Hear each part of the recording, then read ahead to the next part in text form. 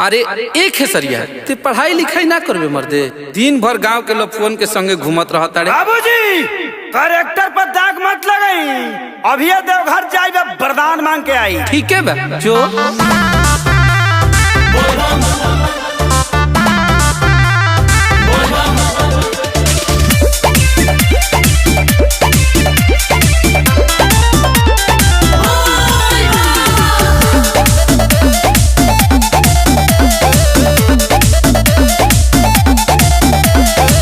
भंगिया धतूर ली हाई चिखली, अपना सेवा कवा के बाबा ये तो भीख दी।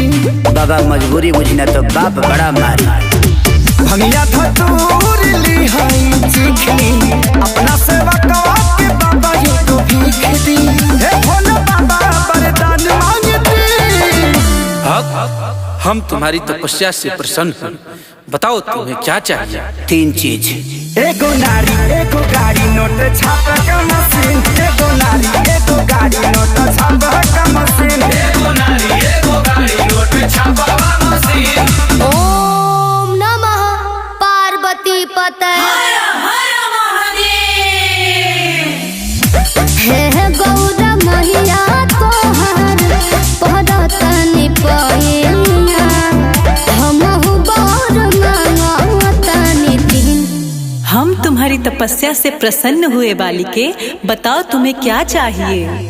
सुनर घर एगो घर एगो वाशिंग मशीन। बालिके ये वॉशिंग मशीन क्या होता है। माते ई आधुनिक युग के कपड़ा धोए वाला मशीन हो।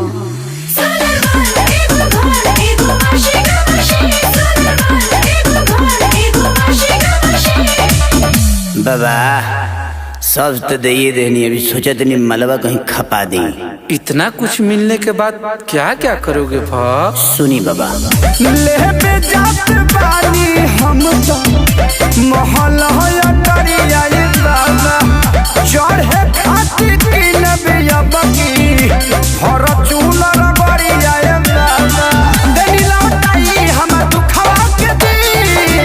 बालक तुम लालची हो क्या। बाकी लोग हरिचंद्र थोड़ी आइल बा, छोड़ी अब हमके दोसर बर दे दी, हटाई। क्या अमर पाली जैसन शादी होखे मौगी के बहिन। अमर पाली जैसन शादी होखे मौगी के बहिन। अमर पाली जैसन शादी होखे मौगी के बहिन। क्या गौरा माँ, इस पगले को महादेव सब कुछ दे दिए और आप हैं कि मेरे पे ध्यान नहीं दे रही हैं। बालिके तुम्हें सब कुछ मिलेगा, बताओ तो सही। Thank you so much Gaura माँ, तोहरा जैसन के होना। सच कहता नहीं तोहर गजबे बसी। माते बोलो। एक लड़के से बहुत प्यार करती हूँ, अगर आज्ञा हो तो वही मांग लूं।